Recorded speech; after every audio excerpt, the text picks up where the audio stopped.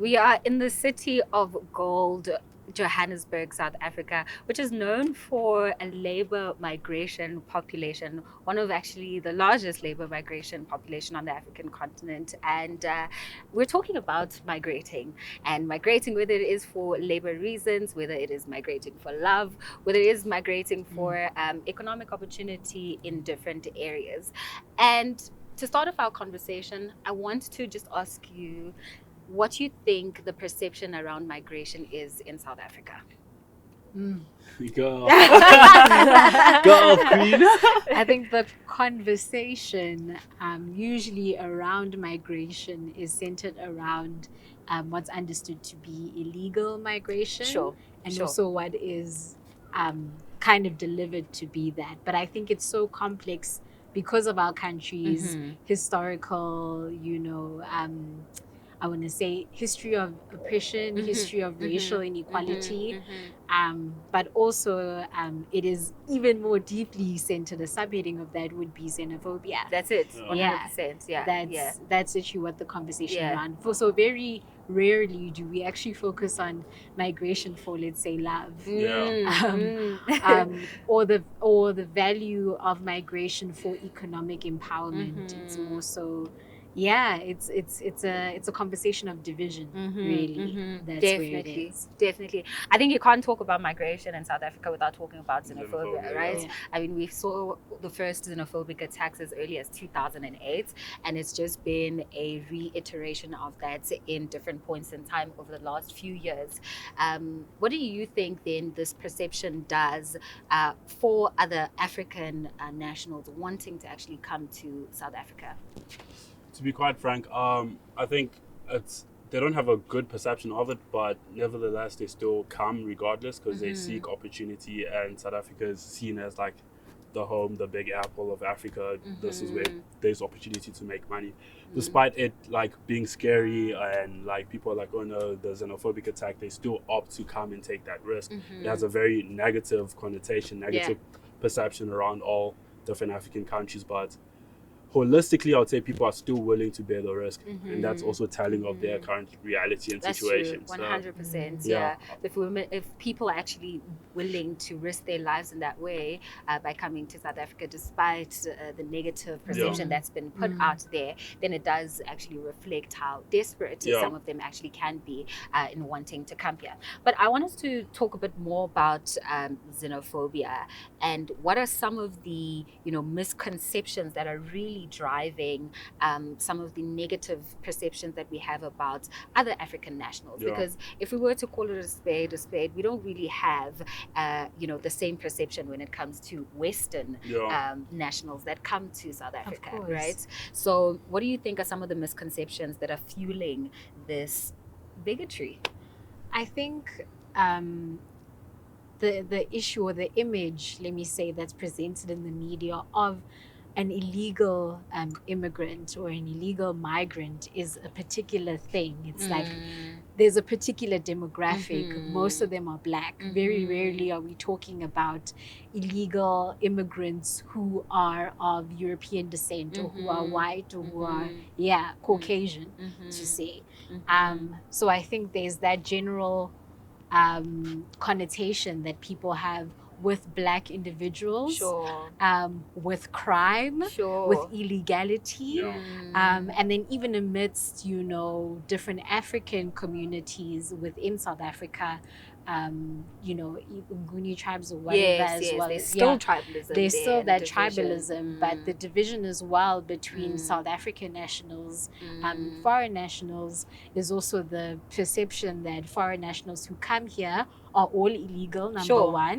That's a big misconception. Not true. Big misconception. Not true. And then number two, come here stealing or taking ownership of what is rightfully understood to be South African jobs. There's a massive misconception that like most, let's say I'll tackle even the illegal immigrants. A lot of people think most illegal immigrants choose to be illegally here, where rather the system is failing them. None would come to a country and choose not to have a bank account, not be able to drive, not etc. There's this perception amongst the general public that like people make an active decision to come here and not have their papers sorted so they can commit crime. Sure. I don't think no one leaves their country hardship and come here and be like, I just want to go and commit crime and steal from the locals. Yeah. I think that's the major talking points that I've never necessarily heard from the whole xenophobia conversation and debate. Because think about it from a practical perspective. Why would you handicap yourself? That's it. Why would you come here and be like, oh no, I want to be legal and I want to commit crime? Rather, I think it's like a system issue. You're highlighting on something so important. I mean, we're talking about systemic failure, right? Yeah. And the breakdown of our infrastructure and institutional responsibility and governance when it comes to things such as home affairs, And I mean, there's been so many instances that we've seen in the media most recently that I would love to bring up is, current, I think, Miss Nigeria, Chidima, who was born in South Africa, but because of some form of resistance and also I would even go as far as calling it xenophobia from South Africans towards her, revealed information around illegalities from her parents specifically. And I think when you think about that and people want to focus on that aspect of that story, it reveals xenophobia, it reveals the bigotry, but secondary to that, which people don't touch on, is what you're talking about, the systemic failure in that. What is it in the system that then allowed for someone to be able to buy someone else's identity? So I want to talk more, I guess, about South Africans migrating overseas. Do you think that there are opportunities for them to migrate overseas that they could then use to help develop our local economy? I think there's definitely opportunities, but to come back, I think a lot of people, once they leave, they want to stay there. A lot of people don't have savior complex and be like, let me go back and give. It's like, once you've gotten through all of those hurdles and then you get to, a country, wherever it is, it just seems so exhausting to want to come back. Do you think that there is a responsibility for, South Africans who potentially immigrate to then come back and sow a seed to our economy, to be part of this working and growing economy? To an extent, yeah. But like, I personally don't feel like there is that culture of like, let's build. Yeah, a lot of people go away and are resentful. There are certain skills and resources that we need fundamentally from the people that are off this land. And if now they are being, exported into other parts of the world, then it leaves us at a disadvantage, in terms of growth, the expansion, and just development of our country. But speaking of then developing our countries, one of the things that have stimulated, the economy over the last few years is just the idea of digital nomads, specifically within, the tourism space. Instead of just coming, number one, for the purposes of work, they overstay, they visit, and because they can, quote unquote, buy their way into things, they will buy their way into long-term residency, which is illegal, to be honest. And also by them being in spaces like Cape Town, which is a tourist hub, it leads to then, an increase in prices, inflation, and pretty much driving out locals from the area because of gentrification. So what are your thoughts on that? On digital nomads coming to take over? South Africa has a massive problem with like Afrophobia.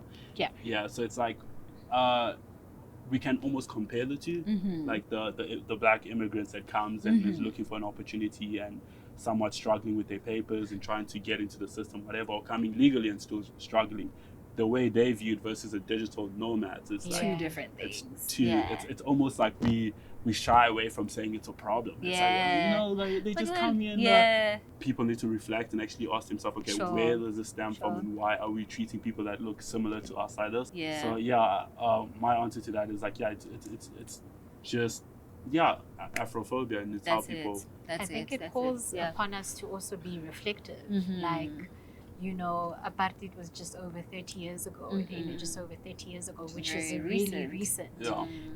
And these are things, you know, the likes of Steve Biko have obviously spoken about it, but it's the ways in that system taught us to look at people who look like us, or like, what do we constitute as whiteness, and it's fine and it's palatable, and what's not, and that's usually what looks similar to you. You know what I mean? So I do agree on that Afrophobia, that I think people must also reflect on why they feel certain ways about current issues, and not forget where we come from. 100%. So migration for the purposes of labor, whether you are from the east, the west, the south, and migration for the purposes of leisure or love, or a cheaper economy. What do you guys think about that? All for migration for love. Oh my God! Exactly. All migration for love. Should we be justified in how we migrate and qualify the different levels of it to make it valid? That's an interesting one. I think for me personally, like for labor makes more sense. Call me a guy. But like, I'm very much for like development of a country, any nation, wherever it be. So for me, that makes more personal sense. I think there's a big problem with like other African countries where I think if Africa grows holistically, there'll be more migrations across. Because now there's like little countries that everyone wants to go to because they're seen as like, the hubs. The hubs that's proxy to America or Europe. So I think if the nation could develop and there would be more developed countries, I think that will help with the migration issue. Because right now everyone is just trying to run away from their reality. And it's like, we said it with South Africa, where South Africans, when they go, they don't want to come back. There are also different African countries where they just go to South Africa to build a future and not look at their own country and be like, how can we improve? How can we get better? How can we make this also a hub for digital nomads, you know? I think it's such a deeply profound issue, and there's so much like systems that needs to be fixed. And I think that will, in result, help like cross match and almost make things similar. Because right now in Africa, there are maybe 3 or 4 countries that everyone wants to go to, and it shouldn't be like that. Yeah. And your thoughts in closing our conversation? I mean, I agree with migrating for labor, you know, especially when it has positive economic or socio-economic impact. And if you're looking at it from a numbers point of view as well, it does increase the population. It also, I think, increases the labor force as well. Sure. Yeah. I fundamentally believe that freedom of movement is a fundamental human right, and it's just about doing it the right way and exploring the legal pathways to be able to move around freely and openly. But thank you so much for your contributions and insights. Thank you. It's been a very insightful discussion. Yeah, indeed. All right. Thank you.